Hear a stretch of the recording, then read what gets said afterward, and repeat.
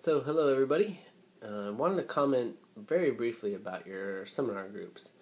Some groups are doing incredibly great work, other groups are kind of languishing a little bit, and I think that has to do with politics in the group, frankly. So hopefully you'll learn a little bit more about how people get things done in a collective. I do want you to reflect seriously about that. Half the whole value and the reason that I put you into these groups is not just that you can help each other learn, but it's that you can reflect on what happens in those groups and learn a little bit yourself in a real direct way how humans behave in groups. And there's, of course, a lot of politics behind that, right? Excuse me. So please do give that some serious reflection. Those reflection journals are meant to be individual in nature and not a part of your group. You're supposed to be reflecting about your group. So I would think that in terms of wanting to be just honest about how things are going, probably better just do that as an individual. Although if you want to share some of your insights with your group and you feel comfortable with that, post it to your group discussion board or to your group blog or wiki, whatever way in which your group tends to be communicating, and perhaps you can all learn collectively about it. Excuse me. Alright, so in this little video lecture, and I'll try and keep it brief, I do want you to think a little bit more carefully about that trade-off between tradition and modernity. That whole distinction has been a key point about this whole week, and as you'll see, it's a key point about the whole first part of this class. How did modernity arise? Where did it come from? It really was a revolutionary event in terms of human history and how we organize human society. You can see kind of graphically the impact of the Industrial Revolution and modern ways of organizing society in the short video clip, the 4 minutes that Hans Rosling runs you through in terms of economic development and life expectancies. Actually, I'd ask you to think about whether or not you think he would agree with some of the things that I've said in my lecture. I think in some respects he challenges it, because if you follow along, the rest of the world is really catching up to the West, and so that presents lots of questions and issues and challenges, which we'll raise near the end of class. But right now, I just want to make sure that you understand that distinction and the trade-off between traditional versus more modern ways of organizing political life. And I do want to say, in this more video format, that even the language here is a little bit challenging. I'm really kind of uncomfortable with the whole word modernity, but it's one that's been kind of established in the field, so I'm just going to go ahead and use it. But you can see there's a kind of value connotation, or maybe here there's a value connotation in that idea that modernity, it's modern, it's forward-looking and progressive. And that's not necessarily the way I mean it. It's not the way I mean it. It's really just a social scientific term that's been adopted. It's part of the vocabulary, but I'm a little uncomfortable with it, and I hope you see why. I've kind of detailed a little bit of that in the lectures, but if it's a point of concern for you too, feel free. Post it in the open forum. Let's have some conversation in this class around these issues that raise some philosophical and value kinds of questions. Alright, let's talk now again about that trade-off between tradition and modernity.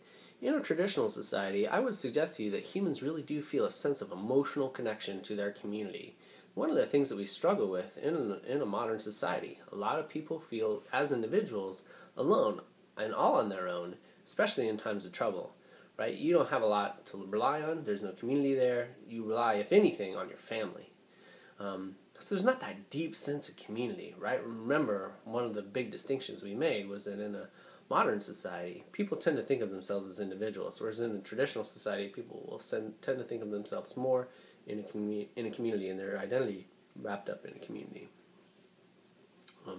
So that, if you think again about that trade-off, in a traditional society, the benefit, if you will, is a deep sense of belonging, a deep sense of knowing who you are and what role you fill.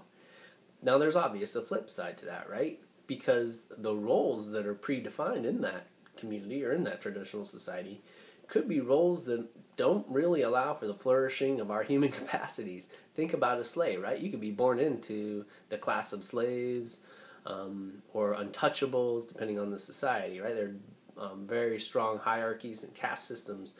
So particularly for those that are born into those lower castes or lower classes, your life is pretty confined. There's not a lot of opportunity to kind of grow your capacities to think, to express yourself, to explore different ways of living your life. Whereas in a modern society, there's a much greater room to express who you might be, to experiment who you might be again as an individual. It's kind of that idea of individual freedom versus a sense of belonging and place and identity. So in traditional societies, you didn't need psychologists, right, who kind of help you figure out your life, because pretty much your life is set for you. You're born into it. You're born into those roles. That's who you are. That's significant. That's important. Now, on the other side of things, if you think about the individual nature of a modern society, if I were to emphasize one positive aspect, at least from a certain value point of view, the aspect I might emphasize is the promotion, not just of individual freedom, as I mentioned earlier, but actually of efficiency, that all individuals are treated equally and the same. And that allows for, frankly, bureaucratic organization of society. Most of us don't think of bureaucracies, I think, as being efficient, in part because bureaucracies have gotten a bad name because of all the red tape, which, when you think about it, what is the red tape? It's rules. Those rules treat everybody the same. So as an individual, when you have a certain specific problem that you want a bureaucrat to address and to actually, you're asking them to overlook the rules or to change the rules, bend the rules, because duh, common sense, I've got a problem, please help me with it. But that's not the way bureaucracies work, right? They treat everybody the same. And think about just your own experience as a student. You are so ensnared, if you will, in this bureaucracy. So, as an example, what's one of the first things that happens to you as a student at Shoreline Community College? Boom, you get a number.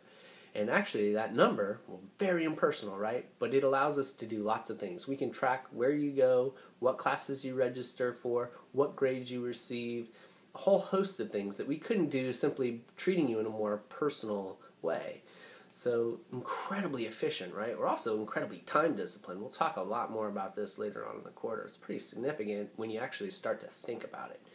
But an impersonal modern system allows for a huge amount of efficiency. But it does so at a kind of cost. And the cost is actually, this is a huge irony, the cost is to you as an individual, which here we are, modern society, supposed to be rooted in the individual, right? It doesn't treat you as one, especially when you have a unique problem, because everybody's supposed to be treated the same.